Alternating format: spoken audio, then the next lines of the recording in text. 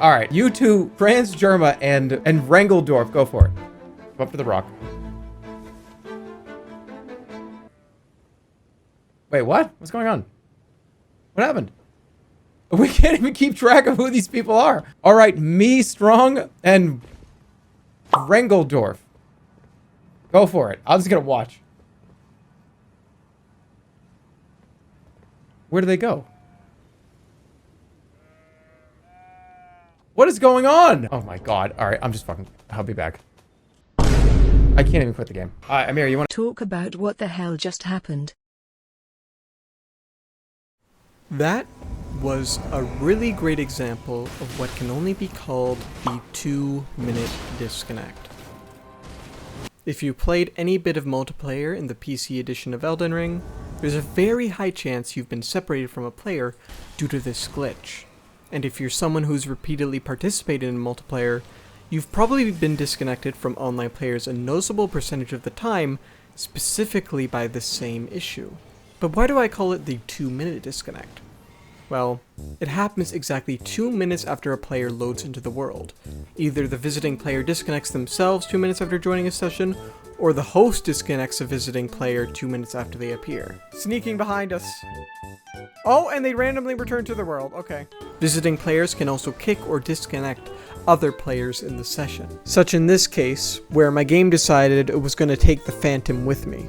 If you have any replays of seemingly random disconnects happening on PC, feel free to go ahead and scrub back 2 minutes before the disconnection event happens in your recording, and you'll probably notice that someone was summoned at that exact moment.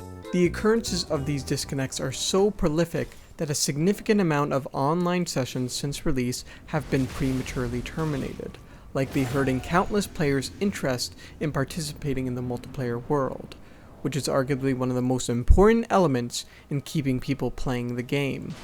All with this one little glitch that's been here since release, surviving countless patches. Patch after patch, we just sort of dismissed it as something that would be immediately fixed next patch. But no, basically people just started to accept it as a fact of the game. There is literally no video I could find that in the title mentioned that Elden Ring has a disconnection problem. So that's what we're going to correct today after I explain to you the source of the issue. Many people have speculated that Easy Anti-Cheat is to blame, and that is sort of half true.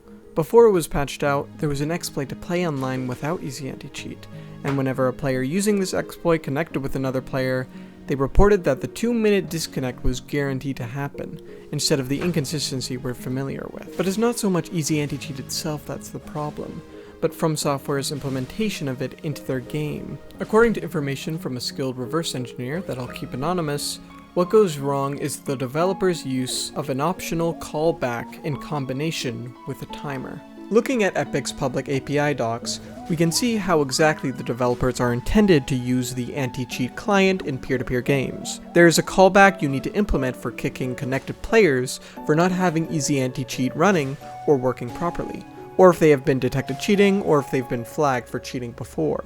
The problem is, either because they discovered or may have assumed this kick may not be effective enough at removing cheaters shortly after they connect, they implemented a second way players can be kicked, in the form of a 2-minute disconnect timer waiting on an optional callback for receiving notice that a connected player has been successfully authenticated by Epic's online services. As it stands, something frequently goes wrong in this process, leaving the 2-minute timer on and kicking completely valid players. Since other peer-to-peer games using Easy Anti-Cheat don't seem to have this problem, I would assume it's a bug in Elden Ring's code using Epic's API, where either the peer registration has some error that leads to the callback never being fired, or the callback code sometimes not turning off the timer properly. Nobody truly knows, and only From Software can fix it themselves. There are other concerns with the implementation as well. Just like the API docs warn, players are not authenticated at all between joining and authentication timeout, which in PvP is especially problematic. As with the current balance, a large percentage of players die 2 minutes into their visit, and cheaters can easily reach, kill, and mess with other players before these 2 minutes elapse, with no restriction.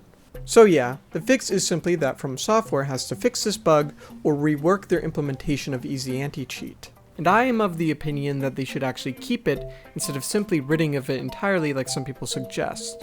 According to a poll I ran, 80% of over 4,000 PC players agree that the rate that they run into hackers is lower, while 63% say much lower. But yeah, this game's hacker problem was nothing near previous games even when the text file bypass existed, which just goes to show how the smallest barriers to entry will stop loads of people from progressing. As for this video, how do we make sure FromSoft gets this issue fixed and fixed right? Naturally, if this video grows and is shared on various platforms and communities, it is already having a better chance at reaching them. But I think the most effective thing by far is to talk about what you learned here, and discuss it in various public communities like the Steam forum, Discords, Reddit, and blogs. As I wouldn't be surprised if FromSoft looks to those kinds of places in particular to try to get community insights on the game. Oh, and Twitter of course, follow me there. However, I am pretty sure that people have already reported this particular 2-minute disconnect issue to some of the Bandai community managers, so they may have already gotten to work on the issue, or are at least aware of it and planning to fix it in tandem with some other large changes. But I should clarify in any of these discussions, in order to be effective at bare minimum, we cannot come off as aggressive and insulting to the developers, as if we know we could do better. Even if it's something that seems obvious to us, we aren't working at that company, and we don't know the true process that led to that issue. The most effective way to make sure they hear our concerns is to be noisy, but with an understanding positive tone that both shows no filter to the extent of the issues, while also not going out of our way to insult or attack the developers. Even if you can justify that behavior to yourself, it certainly is not effective. To be honest, for the most part, all I care about is getting people's concerns with this game met. You gain literally nothing from trying to ensure the developers feel bad about a mistake.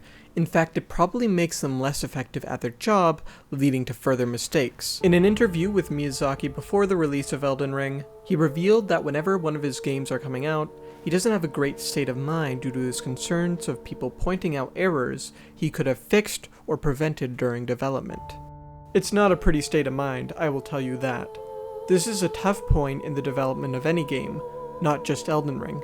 At this point, this is when I really start to have regrets and doubts about releasing the game into the wild, and seeing what everybody thinks. I start thinking, I could have maybe done this better. I could have maybe approached this in a different way. There's a lot of these thoughts that just build up on the cusp of a game's release that are involuntary and they plague your mind a bit as you're finishing off work on the project. So it is quite tough. It's a tough time, and it doesn't get easier with experience. But particularly, looking at Elden Ring as its own piece of work, I'm really looking forward to people playing it and seeing how they react. It's a big moment in our development history. So with that said, I think we owe it to the developers' mental health not to go out of our way to insult them. At the end of the day, the players and developers share a common interest in the quality of experience for the game's players, as well as its artistic value, even if it comes sometimes at odds with the financial demands in the form of deadlines and sales numbers. I could speak a lot longer about that and how fans like me and you, who are interested in seeing the game get better, can more effectively get these issues to the developers' attention, but I'll continue that in different videos. Let's just move on to talking about the possible methods to play without being interrupted by these disconnects.